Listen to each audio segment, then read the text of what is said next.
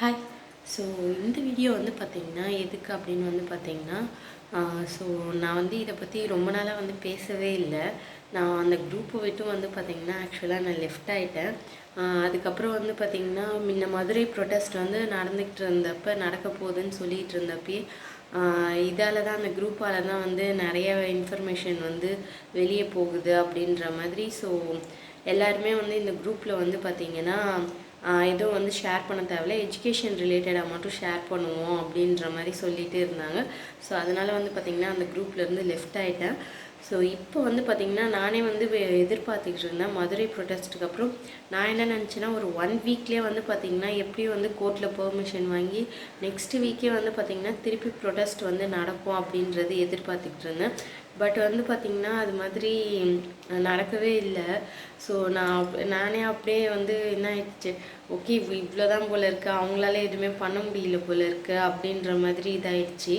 So அதுக்கப்புறம் தான் அப்படியே கொஞ்சம் கொஞ்சமாக எல்லாருமே ஆக்சுவலாக அப்படியே சைலண்ட் ஆகிட்டாங்க. ஒரு 1-2 யூடியூப் சேனலில் தான் இதை பற்றி அப்புறம் திரும்ப திரும்ப பேசிக்கிட்டே இருந்தாங்க.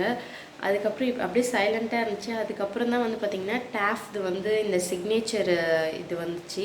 ஸோ அப்போ தான் வந்து பார்த்திங்கன்னா அப்படியே ஒரு அகாடமியாக ஒரு இதாக வந்து பார்த்திங்கன்னா மூவ் ஆன் ஆகிட்டே வந்து திருப்பி வந்து இதை பற்றி பேச ஆரம்பித்தது. அடுத்தது தான் வந்து பார்த்திங்கன்னா தஞ்சாவூர் ப்ரொட்டஸ்ட்டு. தஞ்சாவூரில் வந்து போராட்டம் பண்ணியிருந்தாங்க. அப்புறம் தான் வந்து பார்த்திங்கன்னா இது வந்து கொஞ்சம் வந்து திரும்ப வந்து பழையபடி வந்து இது வந்து பேசு பொருளாக இருக்குது.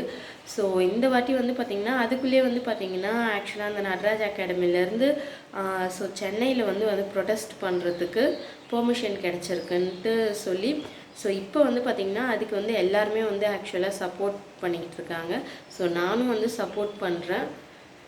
ஸோ இவ்வளோ கொஷின்ஸ் வந்து தப்பு இருந்தும் டிஎன்பிஎஸ்சி சைட்லேருந்து எப்படி இந்த மௌனமாக இருக்காங்கன்றது தெரில.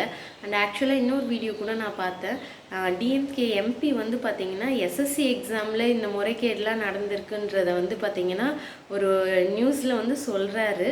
பட் ஆனால் அவங்க ஸ்டேட்லேயே நம்ம ஸ்டேட்லேயே வந்து பார்த்திங்கன்னா இப்போ டிஎன்பிஎஸ்சிக்கு இவ்வளோ பெரிய இது நடந்திருக்கு. பட் ஆனால் அதை பற்றி யாருமே வந்து பேசவே இல்லை. இவங்கெல்லாம் ஓட்டு கேட்க வரப்போ நல்ல 4 கேள்வி கேட்கணும் அப்படின்ற மாதிரி தான் இருக்குது. ஸோ இந்த சென்னை போராட்டம்ன்றது பார்த்திங்கன்னா நமக்கு மறுவாழ்வு மாதிரி தான். ஸோ அதனால் எல்லாருமே ஆக்சுவலாக சப்போர்ட் பண்ணுங்கள். இதை சென்னை சுற்றி இருக்கிறவங்க முடிஞ்ச அளவுக்கு எல்லாருமே வாங்க. ஸோ சப்போர்ட் பண்ணுங்கன்னு சொல்லி தான் கேட்டுக்கிறேன்.